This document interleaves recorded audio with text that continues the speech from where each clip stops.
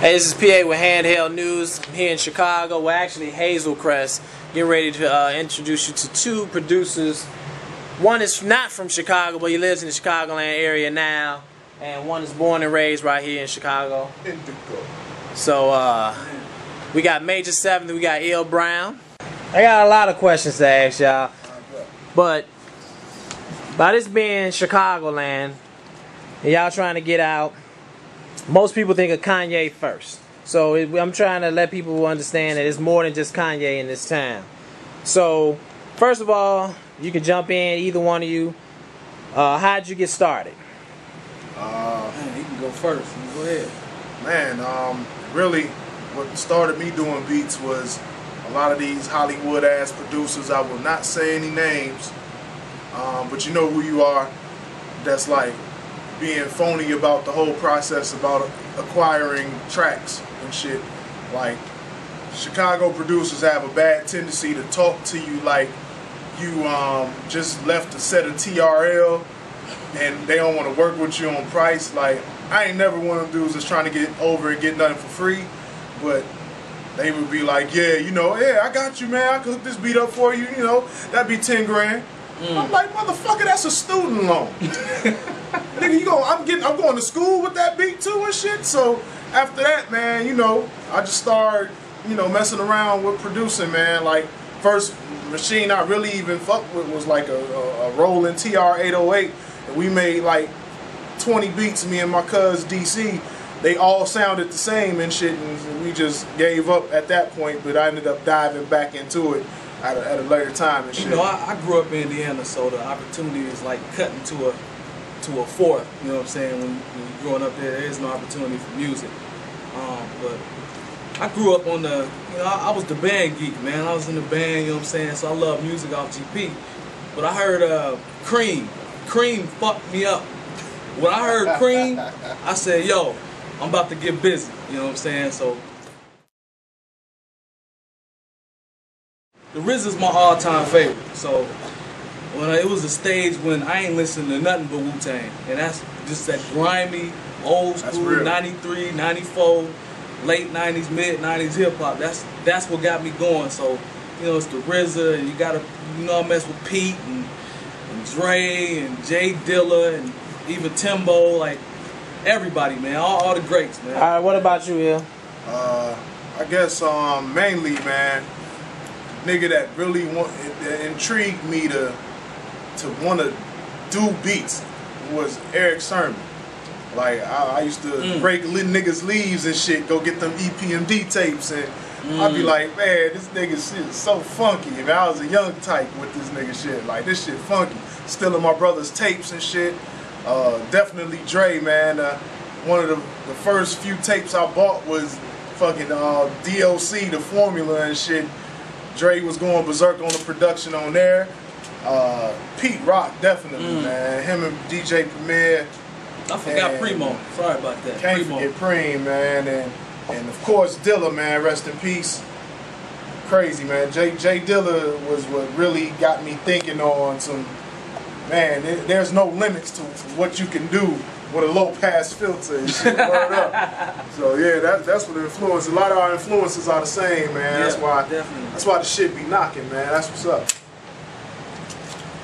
Alright, if you had a song you produce on heavy rotation right now, how would it change the music scene? Man, you want to take this one? How would it change?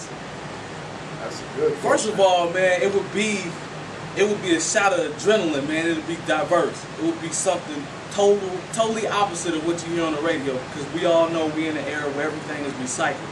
So every 8 out of 10 songs is gonna sound the same. So if I produce a track, and you know, whether it be Poppy or Moan or my man Pete Sake, two of the dopest MCs of the shop, if it was them, and we produced it, or even if ILL's produced it, the shit would be something that you hadn't heard on the radio.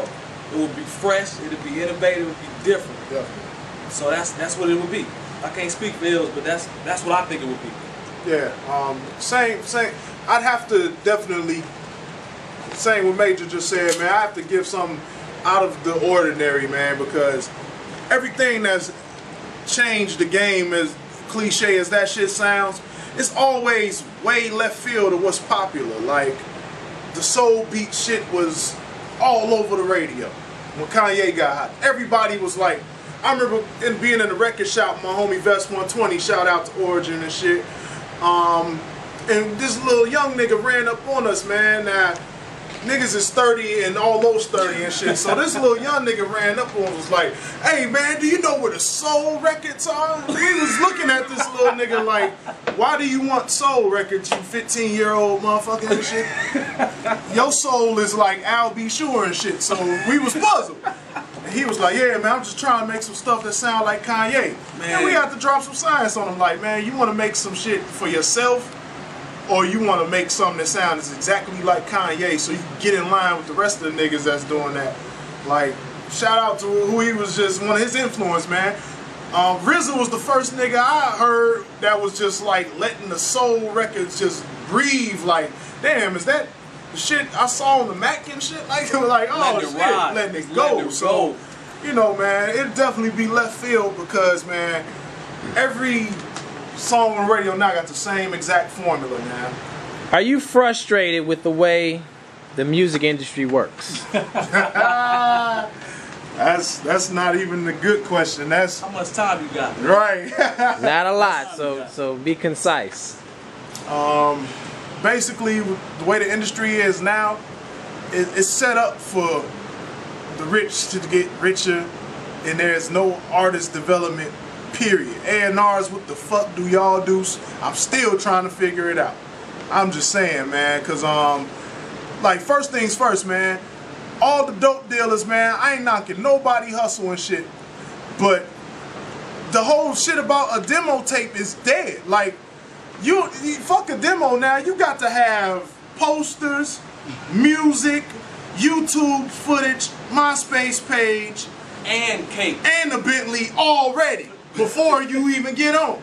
They like, fuck it, man, you only gonna get in if you rich. So, I mean, what the fuck is the point of me trying to be humble anymore and shit, man? I don't know how you feel about it, Major, but it's real frustrating. It's sad, man, like the process that you have to go through in order to get heard. Like, I think you can blame it on music, you can blame it on whoever you want to, you can even blame it on the A&Rs, man, but like, the A&Rs and the labels are not stupid. So I don't care how fresh you are, how dope you are, they are going to put out what makes the money and what brings in the revenue. And I think that's one of the worst things that could have ever happened, man. Everything becoming cookie cutter, everything being the same. Yeah. You got the vocoder noise on the voice. Now Kanye and everybody else doing it. Kanye used to stay in his lane. Now he jumping right in with everybody else making the I'm So Hood anthem. Like, I just think that's one thing that's wrong, man. There's such a lack of originality, man, and versatility. That's killing music. So is that your biggest beef with the industry? That's my. I mean, it's always gonna be hard to get on this. I don't think there's a blueprint unless you got $100,000 worth of drug money, which we don't have. Money, that's the blueprint. You can speed it up. You can speed it up real fast. Right. If we can go get $100,000 worth of dope money and go to the label, like, here we go, we ready. Or you can just lie your way in the game and shit. Yeah. Like, I ain't gonna say no names. He claims to be a boss. But we just talking about beats. We talking about beats, though. As far as beats go, it's even tougher with the beats because they're gonna lowball you and they want to ghost you every time. What I mean by ghost you is, say if I have a beat CD floating around and shit and it's all good, motherfuckers gonna be like, hey man, I like your beats. How about I give you like $500 for the beat? And you let me get the production, and I get all the credit. And it's like, well, how the fuck am I gonna get other business unless it's through you? And then you got a middleman off top, and it's just totally not fair. It's like, I'd rather give a nigga a free beat, and this is to all you signed niggas that see this shit. Yeah. I give you a free beat. Give me my credit, man, because I can eat off my credit. I can't eat off $500. That shit gonna be going fast, nigga. Gas $4. That's like what? That's like that's a fill up. That's a fill up, nigga. After I fill my tank and go get me a double cheeseburger off the dollar menu, nigga,